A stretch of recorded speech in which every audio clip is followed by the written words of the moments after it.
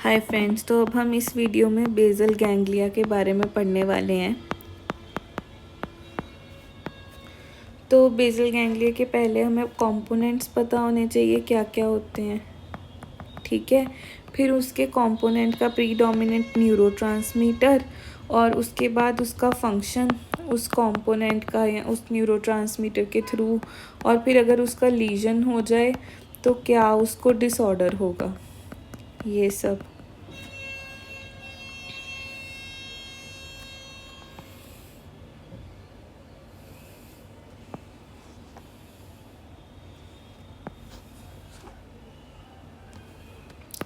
ठीक है, तो सबसे पहले कंपोनेंट में आ जाता है कॉर्डेट। फिर है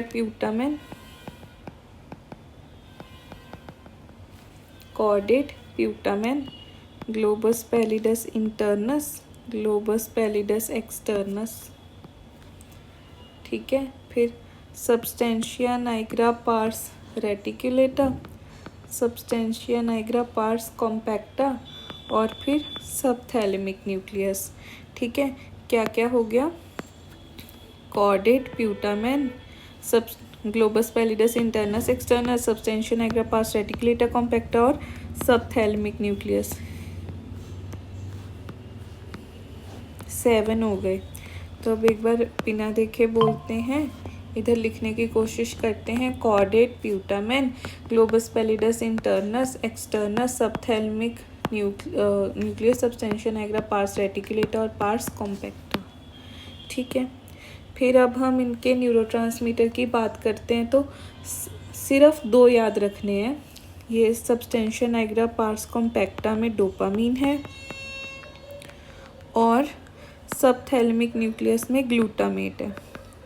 ठीक है, सबथैलेमिक न्यूक्लियस में ग्लूटामेट है और सब्सटेंशिया नाइग्रा पार्स कॉम्पैक्टा में डोपामीन है, बाकी सब में गाबा, और सब इनहिबिटरी हैं।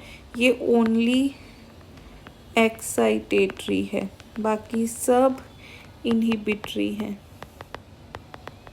ठीक है, फिर इनके फंक्शन। तो कॉर्डेट सी से है, आप याद रखो सी से ही कॉग्निटिव।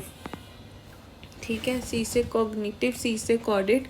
प्यूटामेन में एम है तो मोटर। ठीक है, फिर उसके बाद सब्सटेंशिया नाइग्रा पार्स कॉम्पैक्टा, ये डोपामीन वाला, इसका है, ये होता है main regulator of movement control.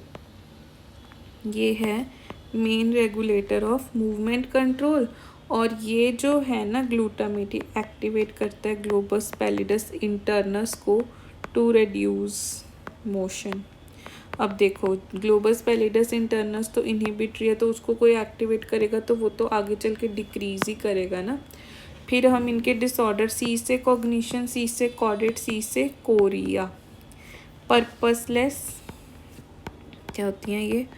Purposeless, jerky, dance like movements. क्या हो गई? Purposeless, jerky, dance like movements. फिर ग्लोबस पैलिडस इंटरनस पे इसके होता है एथिटोसिस। एथिटोसिस क्या होता है? Riding snake like movements, riding snake like movements. ठीक है, ग्लोबस पैलिडस इंटरनस में एथिटोसिस, कोर्डेट में कोरिया। फिर यहाँ तो हमें पता ही है कि पार्किंसंस डिसीज़ हो जाएगी। ठीक है, और फिर लास्ट पे कॉन्ट्रालेटरल हेमीबेलिस्मस। ठीक है, अब आपको पता होना चाहिए जो एसेंशियल ट्रेमर्स होते हैं वो क्या होते हैं। ठीक है, क्योंकि हम ये सब मूवमेंट्स की बात कर ही रहे हैं, तो एसेंशियल ट्रेमर्स होते हैं कि high frequency tremor, high frequency वाले ट्रेमर होते हैं विद सस्टेन्ड पोस्चर। ठीक है, सस्टेन्ड पोस्चर में हाई फ्रीक्वेंसी ट्रेमर्स होते हैं और ये इंक्रीज करते हैं विद एंग्जाइटी, एक्टिविटी, ठीक है, और डिक्रीज होते हैं विद अल्कोहल, और इसकी ये मोस्टली फैमिलियल होते हैं, और इसकी ड्रग ऑफ चॉइस है बीटा ब्लॉकर। ठीक है, यानी कि कौन सा, प्रोप्रेनोलोल देते हैं मोस्ट कॉमनली। ठीक है, फिर है एक आते हैं intentional tremors, cerebellar intention tremors. ये सेरेबेलम से रिलेटेड वाले जो इंटेंशन ट्रेमर्स हैं, ये कब दिखते हैं, seen towards the end of a movement. ठीक है, ये जब हम कुछ ऐसे करने लगे होते हैं तो उसके एंड पे हमें दिखते हैं, towards the end of the movement दिखते हैं, तो इनको हम बोलेंगे एसेंशियल ट्रेमर, इंटेंशन ट्रेमर्स।